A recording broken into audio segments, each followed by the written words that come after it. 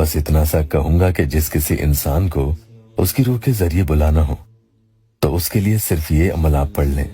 وہ جس کسی حال میں بھی، جہاں کہیں بھی، اور دنیا کے جس کسی کونے میں بھی چھپا ہوا بیٹھا بھی ہوگا، موکل اسے گھسیٹتے ہوئے آپ کے پاس لا پٹکیں گے۔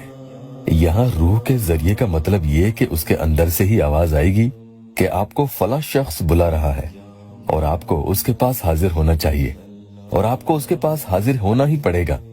وہ اس فرمان کی نافرمانی نہیں کر سکے گا۔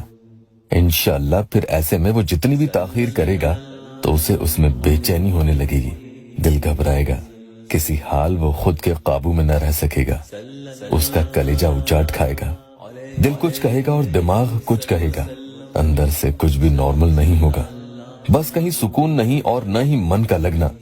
ایسی عجیب طبیعت اس میں ہونے لگتی ہے۔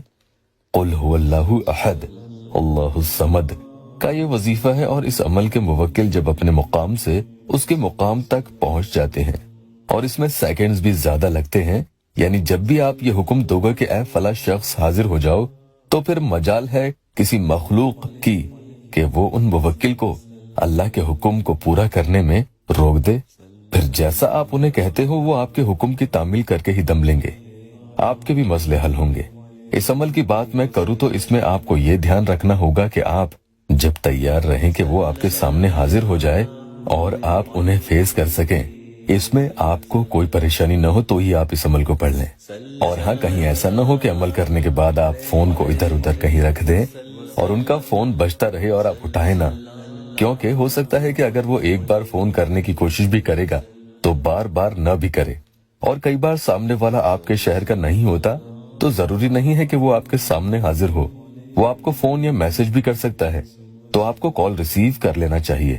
کہیں کال مس ہوا تو بات نہیں بن پائے گی، لیکن کال اٹھا کر بھی آپ ان کے کسی بات کے لیے پیچھے نہیں پڑیں گے کہ کہیں آپ فون اٹھاتے ہی کہہ دے کہ بتاؤ مجھ سے کب شادی کرو گے۔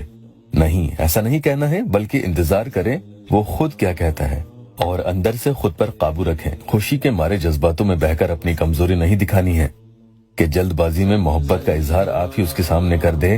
دھیان رکھنا، باوضو ہو کر آپ کو یہ وظیفہ کر لینا ہوگا۔ وقت کی اس میں کوئی قید نہیں ہے، دن میں رات میں کبھی بھی کسی بھی وقت کر لیں۔ ناپاکی کے دنوں میں قطعی آپ اسے نہیں پڑھیں گے۔ سکون سے کہیں بیٹھ جائیں، موبائل میں تصویر اس میں آپ کو چاہیے ہوگی، اسے دیکھتے ہوئے آپ یہ عمل پڑھ لیں گے۔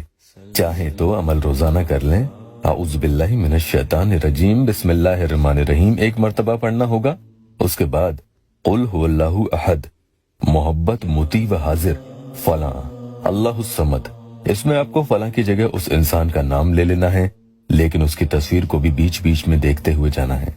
مطیع یعنی آپ کا فرما بردار بن بیٹھے گا اور اپنی روح اور جسم کے ساتھ آپ کے سامنے کھڑا ہوگا۔ اس طرح سے آپ کو 41 ٹائمز یعنی 41 مرتبہ یہ پڑھ لینا ہوگا، اور اس کے بعد اللہ سے خوب دعا بھی کرنی ہے۔